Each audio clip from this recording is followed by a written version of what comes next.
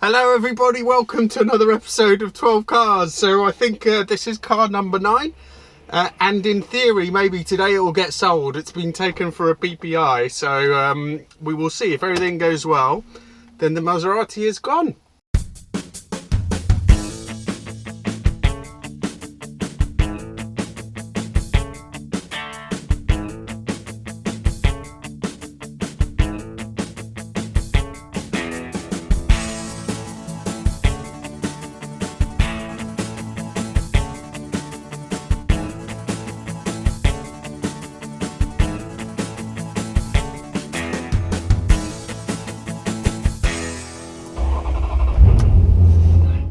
Gonna really miss that engine, I tell you. Assuming all goes well, by this afternoon the Gransport will belong to a chap called Jeremy. All in all, what are my thoughts about this car? Has it lived up to my expectations? In a way it has, in a way it hasn't. So let me just go through the positives. The car looks absolutely stunning. I just think it's just a beautiful, timeless design, and I think these are just destined to carry on sort of going up in value, really. They're just amazing looking cars. That engine, oh, that engine.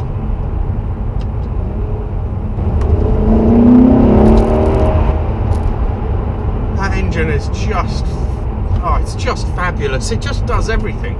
It has torque, it likes to rev, it sounds amazing. It is without doubt the highlight of the car. Handling wise, it's incredibly agile for what it is. I mean, it really does feel like a much smaller car. The ride, however, is definitely a little bit unresolved. It feels like it's maybe slightly oversprung and maybe underdamped. It's a niggle. It's not unbearable, it's not terrible.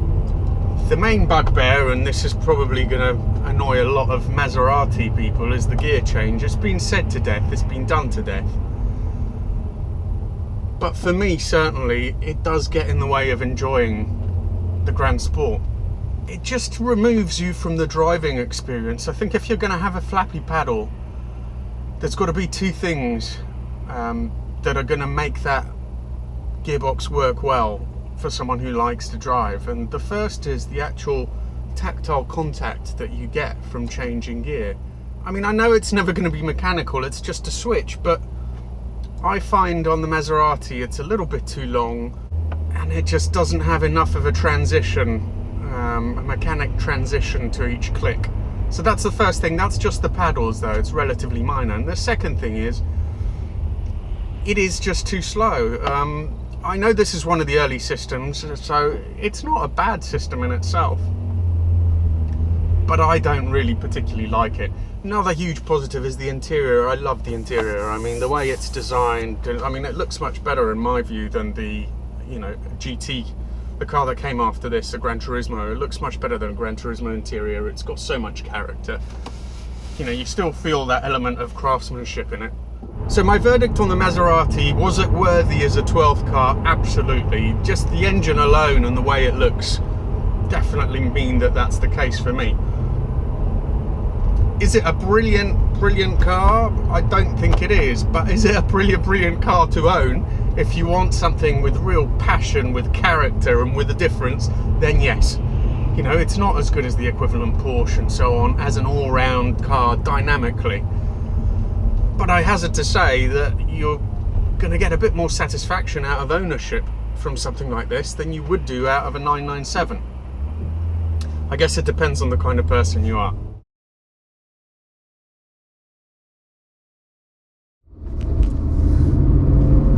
So I'm in the 964, which, as you can work out, means that the Maserati did sell. So it's mainly a happy story. I lost a few £100 on it, which isn't ideal. But I think I overpaid slightly because I was so keen to get that particular car. And also the chap who bought it, Jeremy, he is very, very thorough. There was a couple of little things that needed doing, so there you go. Anyway, the Maserati is gone. Just to let you know what's next. So car number 9 is coming up. And today I went on 3 test drives of 3 possible cars. The first was the Porsche Cayman. Now, they are absolutely brilliant, fantastic cars. I've driven an S before, and they are just fabulous cars. The thing is, though, it's not hugely exciting because it's quite a common car. I mean, it's for my YouTube blog as well, one of the cars I always wanted to own. It might be better to have that as a last car as opposed to one of the transition cars. So if I was getting something to keep for 2 or 3 years, I think that would be a no-brainer. But at the moment, when I'm still sort of transiting through, I think something a bit more unique, a bit more exciting might be good. So today I also took a Lotus Evora for a drive. It's an Evora S 2011. And I have to tell you, I absolutely loved it. Loved it. I really want to get an Evora, I think.